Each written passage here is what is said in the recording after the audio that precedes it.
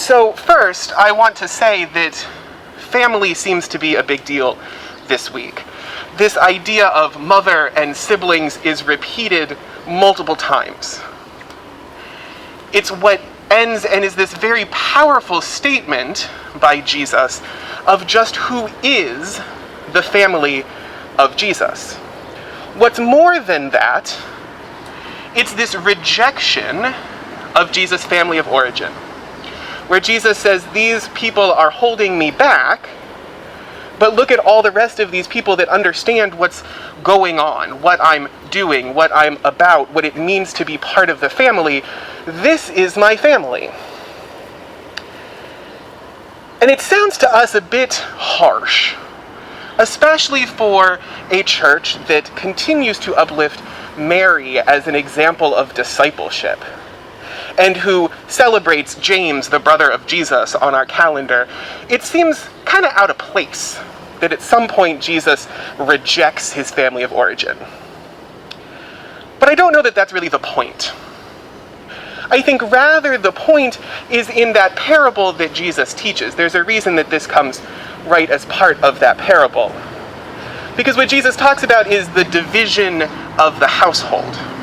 Household that does not understand or get along with one another. Household that rejects one another. Household that combats with one another. And the weakness that that provides within the family, within the household. And what Jesus talks about is the weakness that comes when we don't all get along, when we are not all of one mind, when we can't quite figure out what we're called to or even who is calling us there. And that provides for a weakness not for God and not for the work of God in the world and not for the church, but rather for those of us that are part of the family. The weakness for us who seek to belong, when we don't all strive for the good, for the better, for the mutual building up, for the consolation and the communion that is the family. And the thing is, we see what that looks like. Sadly, what we find ourselves in today is the weakness of the family, the weakness of the human family, over the fact that we do not all get along, we do not all listen to one another, we do not all understand where one another are coming from, we do not seek to listen as much as we seek to speak, and we challenge where our siblings are coming from when they lift up what they see as the divisions within the household, within the family. And the fact of the matter is, right now, we could probably say the same thing about just about any aspect of the human family. For right now, we could look to race and racism and the slaying of our siblings of color in the streets, lifting up the divisions that are deep in our society. This month in particular, we could lift up our LGBTQIA plus siblings and the ways that they are hurt and rejected, not just by their own families of origin, but by the church, by Jesus' own family. We could say the same thing along lines of socioeconomic class and education status. And right now, perhaps chief of all, around equitable and accessible vaccination status for communities of color in particular, for urban communities, for those who are homebound for whatever reason, those whose work schedules mean that they cannot take the time necessary to make it to a vaccination appointment that seems to only happen from 9 to 5 most days. And we see the ways that we live into these divisions, that we experience these divisions. The thing is, it's kind of comfortable to have the divisions, because it kind of feels good when we are the haves, or the vaccinated, or the comfortable, or the welcomed, or the fed, or the housed, or the employed. It's a very comfortable place to be. But we are living into the division. we are continuing the fact that there is the family and the other.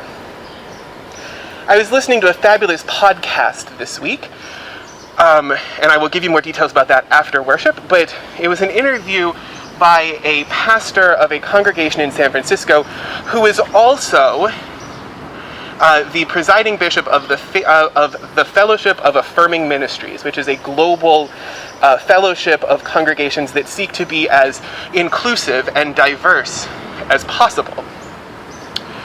And what she said was, our call to live and minister with and among the other is to allow ourselves also to be othered. I'll say it again, because the bus just went by. To do ministry with and for and among the other means allowing ourselves to be othered too. And that's the hard part that we're called to. Because it's easy enough for us to say, for the unity of the family, you should be over here. You should have. You should eat. You should take whatever possible job you could, even if it means you have to work 4 of them to make a living wage. You should be on this side with us. But the fact of the matter is, that doesn't do nearly the same amount of good. Didn't say it's not effective. It doesn't do as much good. It doesn't live as much into the call as for us to first say, but I see that you are part of the family. Let me join you where you are. Let me be with you where you are. Let me stand in solidarity with you as you are, not seeking to change who you are, but rather that we together might be one. You see, that's the story of Jesus. It's what Jesus spent his entire ministry doing. It's why he gets challenged by the religious establishment and his own family so much, because he's basically said, but it does no good to just stand here and say, you over there, you're loved, as much as saying, and I'm here with you, and I'm where you are, and I see you and love you and appreciate you and celebrate you as you are. Let us seek ways that together we might live into the abundance of God. Let us live into ways that we can be equals, but not this idea of someone's got to change in the process. And too often that's the case. That's the case when we see issues of racism in our society. It often turns into, well, if only they had listened to the police asking them to do illegal things, if only they had paid attention to the rules, if only they had sought out the right forms and the right scholarship, and if only their parents had known enough to get them into the right schools and the right communities and the right sporting teams. If only. It's the same thing we can say this month for our LGBTQIA plus siblings, right? Sure, you are welcome. The ELC did this for umpteen years until just 10 years ago. Said, yes, you are welcome. But don't talk about it. Don't get married. And heaven forbid you not be celibate. And so we said, so long as you're willing to change to make us comfortable, those of us on the inside, those of us who have, those of us who are already apart, so long as we feel comfortable and you've changed enough, yes, we can be one. But the ministry of Jesus is know that you, as you are, where you are, who you are a part of the family. And there is enough. There is more than enough. Regardless of what you want the enough to be of. Whether it be love, or food, or resources, or shelter, or educational opportunities, or employment opportunities, so long as we continue to work for just wages, there is more than enough. As we are, who we are.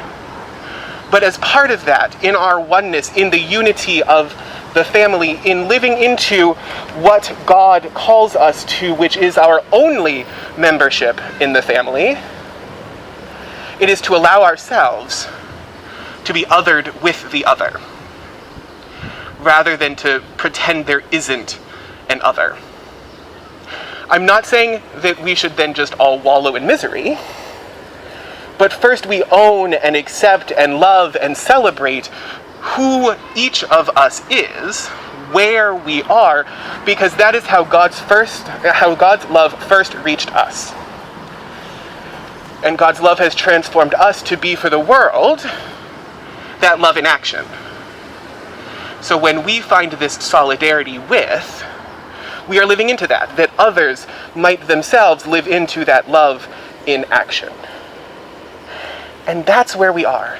And that's how, amazingly, we begin this season of learning what it means to be church.